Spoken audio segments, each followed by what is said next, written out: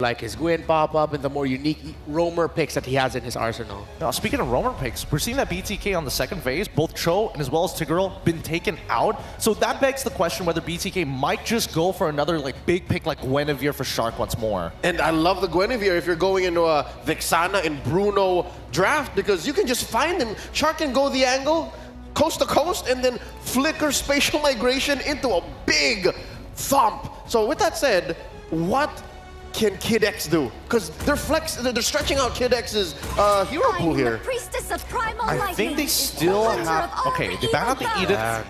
Unless BTK steal away the God, I'm thinking that Falcons might have to dig a little bit deeper in their own pool. I don't see them trying to go for Assassin Styles, the Hellcurts, the Natalias in that support sector just yet. Yeah, and everything that's anything in this current metagame has been picked, unless you go as deep as a Ruby. Ooh, that's a good call as well. Or an Arlet Roam, because again, you're expecting dudes to just come out of diversions. When you see that come in, Final Slash. Let's see if that's what Falcon might consider. So, as we said, BTK, they're going for their comfort style, which is getting a lineup that are good with protecting one or protecting two main figures, while Falcon... Oh my god. That is a risky throwback, but Gideon, you like the Alpha and the Minotaur. Because Falcons are saying, you want to play front to back, let's brawl. We are going all in on this. Everybody's ultimates. I mean, you're looking at BTK, based off of these four, they want to play a chase lineup here. And Falcons say, we can fight anywhere. As long as it's a choke point, Minotaur can do some work. We just need Alpha to buy us a little bit of time, if not the Phoveus. Given the direction that our metagame has evolved, I think Minotaur might be a good stop. Minotaur might be a good checkpoint to how well these teams understand the fundamentals of the team fight. Oh my god! What a swerve! Fredrin possibly going into the EXP lane. Oh no, it's an old throwback! Joy XP!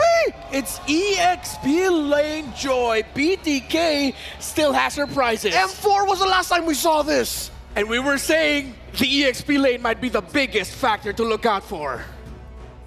They say that surprises are a type of joy. Wow. And I think BTK is giving that to us right now, Mirko. Hey, the last time we saw the joy in the XP, it was at M4, and that event, man. Falcon and Falcon and the Valley were tied up for 5th and 6th place. So I guess we'll see who gets it. Who gets the knockout stage first? If it's going to be BTK Fried Chicken, this is literally the M4 throwback. It's Vengeance Joy XP. Yup, the revenge match is up here. BTK wanting to take down Falcon Esports. But will the Burmese Sky Warriors emerge victorious against the bloodthirsty kings themselves? Let us find out as we jump into the land of Dawn. I don't know if we're casting from Malaysia or Myanmar right now, man, because the Falcon fans in the building, they're going crazy. The Burmese in the building are going crazy. They've been going crazy the whole time, even before the teams had walked up on stage. So you can really see the support being shown here for Falcon Esports. That should definitely play into their winning chances quite a bit. And of course, as per usual, guys, the M6 Pass is available from the 18th of November to the 29th of December. Make sure to complete all active tasks during the event to reach level 75 for free and get amazing rewards, including Claude's Battle Emote, Baxia's Battle Emote, special skin Baxia Dauntless Shield, as well as several other things like Claude's M6 exclusive skin, Challenger Spark. Ooh, or the Prime skin, man. My personal favorite from that pass is definitely the Prime skin, Cosmic Blaze. We haven't seen it just yet in the M6 Swiss stage. Maybe it's still just not the best pick to go for when there's a Granger, when there's Bruno. And on the note of the Bruno, this ain't a random Bruno. You know, this is Benny on the Bruno. I've spoken to multiple pro players. You can see the win already for Benny there, last hitting the gold crab. But speaking to a lot of different pro players, they all have like similar opinions for Bruno on Benny on Bruno. You do not give him the Bruno, because every time you do, especially if he gets to the item power spike, he was, to put it simply, he was carrying on the Bruno before the Bruno was busted. Yep, so far, Benny has a 100% win rate on the Bruno this Swiss stage, so it is undoubtedly a signature. But you could say the same for the opposite side, right? MOBA Zane still 100% win rate on the Fredrin as well. A comfort pick that the BTK team will always go for, even if it's not necessarily the most meta. From what I've seen, it really allows them to tighten their gameplay, right? Because MOBA Zane is able to contribute to opening up the map and is able to go more aggressive with a bit more of a safety net. See, the taunt coming down, Dax already very low. Far Chicken gonna jump into the back line. Mobazane wins out the retreat battle. Minions Fury catches two, but Chicken electrifying beats onto Kid X. Royal Milk caught in the Brazers, Wrath forced back. Far Chicken with a double kill, and BTK with the early dub. BTK, this is the impact really of having Mobazane on this Fredrin. Whoa. There, oh, Benny. Zia just looking for the... Oh, man. Diversion, glorious pathway. Benny still surviving for a bit, but Hoon deals the final blow to take him down to the bottom lane. There's a very different quality to BTK's aggression when Mobazane is on a hero like this. It lets them have that dual front line while enabling Fried Chicken to be more of a aggressive enabler in the EXP lane. So it leans a bit closer to the previous meta, but it is something that they are very practiced on and have mastered to a certain extent. However, we certainly cannot count out Falcon Esports. Their ability to scale and respond to aggression towards the mid-game phase needs to be respected. So for the team from NA right now, they want to try and expand this lead as much as possible to set up space for Zia to get these stacks on Granger.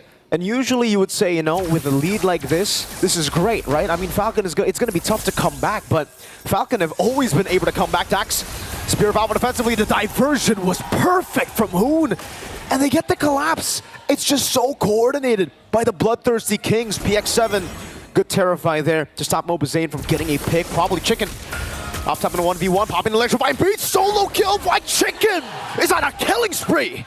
BTK are feeling themselves right now, ladies and gentlemen. This is a team that wants revenge for what the Burmese have put them through in previous international stages and wants to show the world that they are capable of easily making it into another M-Series knockout stage. You can tell that they are in their comfort zone, the connection, the communication, the timing. Great Eternal Guard from PX7 there to stop whatever BTK was planning, but they still get the prio, and Zane's on the turtle.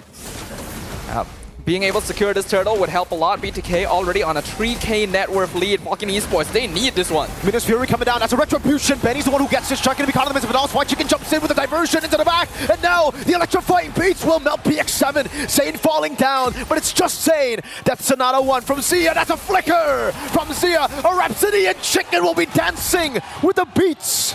Ooh, Falcon Esports successfully securing the turtle by just dropping one by one to a relentless pursuit from the Bloodthirsty Kings. You can really see that there's a little bit of a personal vendetta here. They are really chasing them down, and there's a lot of confidence in their ability to achieve that. The Joy EXP lane, not something that we've seen in a long time, but actually a surprisingly effective position for the hero, since giving her vengeance allows her to be a much bigger threat, especially now that she no longer has that CC immunity that she started off with when she was introduced. You would think that Phoveus would be a bit more effective at dealing with a dash hero, but nowadays, with the revamp that has been added to him, it's actually more difficult for him to stay on top of White Chicken. Revenge for Royal Milk, perhaps. Chicken low gets out.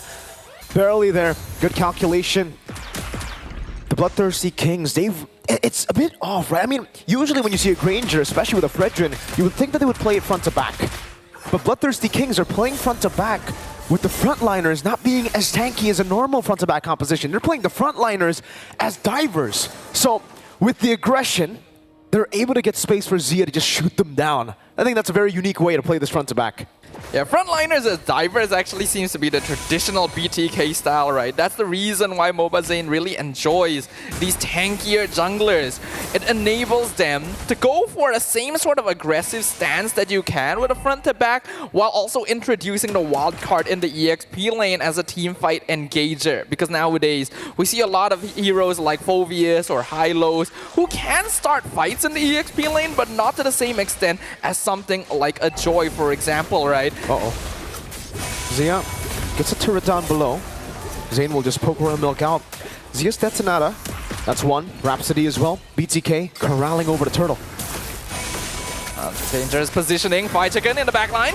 Electrifying Beast with Glorious Pathway now to Minas Fury and Eternal Guard. 3 members knocked up. That's another knockup onto 3. But it does not matter. Sia was free to just gun them down and he's looking for more. Dax is zoned away and BTK didn't lose a single member in that skirmish. Yeah, unfortunately, in the current meta, we are seeing more classic tank heroes like the Minotaur not having as much of an effect as it used to compared to before. It's just not tanky enough after the more recent nerfs, the HP across the board, and Minotaur not really being that tanky in the first place. Bloodthirsty Kings are just basically surviving all of the initial engagements and then turning it around on Falcon once they've run out of cooldowns. Now they're rotating up top.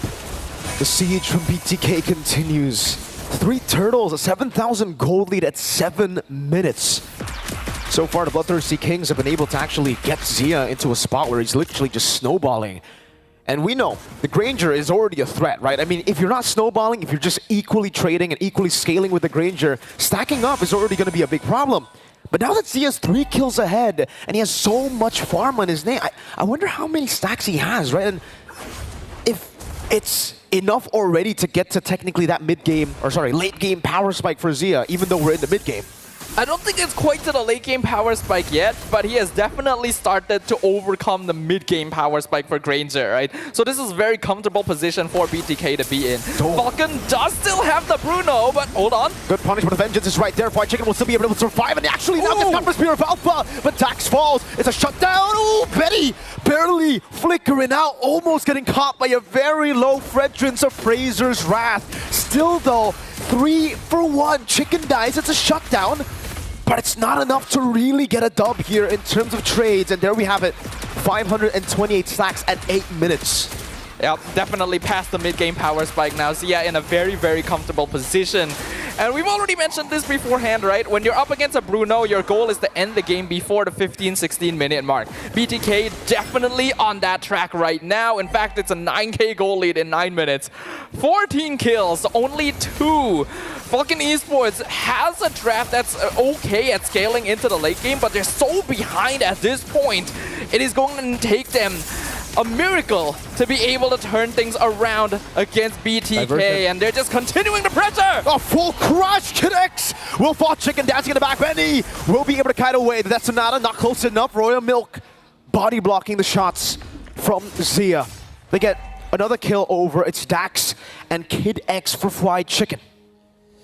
Oh boy, we are seeing the reason why teams are respect banning this Fredrin. Oh, Sky Piercer. Oh, yep, there it is. I really like this timing as well. We saw previously the Granger being played, I believe, by Twisted Minds, going for the Sky Piercer very early on to try and build stacks, but this is a better timing where Zia is already in the position to be able to get those stacks easily. The First Lord pushing up top lane usually doesn't do all that much damage, but with the amount of advantage that BTK have under their belt right now, Falcon Esports, their counter engage is not bad, but they're simply not able to dish out enough damage to actually be a threat to BTK. They cannot even survive the initial burst, not to mention deal with MOBA Zane. They were slow pushing up top. Oh my god, what a shot! Oh, who gets it with a lethal ignition? Zia constantly just poking him down. Dax in the mid lane, clearing out the way. The Lord has dealt with one. Chicken trying to look for an angle. Now the Glorious Pathway is placed down. Royal Milk will be forced to flicker out. The Yin reaction ready. Dax still able to clear out the mini waves. Lord taken down up top. And Falcon half defended. But BTK with the First Lord are able to crack a base turret open, and they're looking for more in the mid lane. Yeah, the higher your lead is with the First Lord, the more damage you can do, and even Fried Chicken being teleported in! With a diversion, out of Vengeance as well, gets knocked out with a Minas Fury, and Chicken should die! Sane though, in the midst of it all, still able to survive! Dashes out to safety! And Sia guns him down! One last Death Sonata earlier. 3-4-1 trade. Who looking for Fried Chicken? And now it's gonna be Betty gunned down again! Sia with a Sky Piercer! 11 minutes! And BTK take game 1. Living up to their name, BTK is bloodthirsty for revenge, and they run down Falcon Esports without a shred of mercy. They said they were out for vengeance. They said they were out for payback, and they're showing the world what that payback looks like. A very quick